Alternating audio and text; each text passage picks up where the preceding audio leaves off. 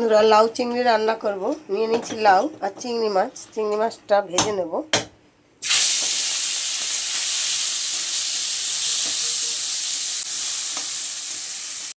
ভাজা হয়ে গেছে, এখন আমি তুলে নেব। দিয়ে দিলাম শুকনো লঙ্কা, তেজপাতা, দিচ্ছি সাদা জিরে। এবার দিয়ে দেবো লাউ, এই যে কেটে ধুয়ে রাখা লাউ।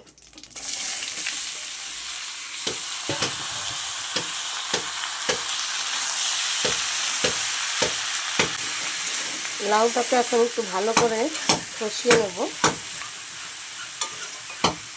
এখন আমি লবণ দেবো না, বাড়িতে কাজ হচ্ছে বন্ধুরা, তাই আওয়াজ হচ্ছে, কিছু মনে করবেন না। এবার ঢেকে দেবো। দিয়ে দেবো জিরের গুঁড়ো, ধনের গুঁড়ো, হলুদ, চিনি আর লবণ, কাঁচা লঙ্কা।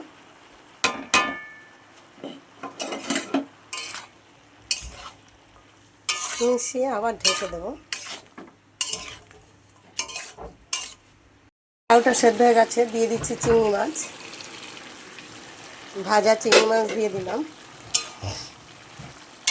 এবার একটু চিংড়ি মাছটা দিয়ে একটু জল দিয়ে নেব।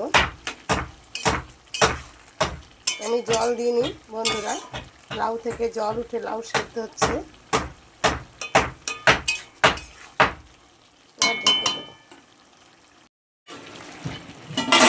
চিংড়ি মাছ দিয়ে লাউ ঘন্ট আমার হয়ে গেছে বন্ধুরা। কেমন হয়েছে দেখতে বলবেন।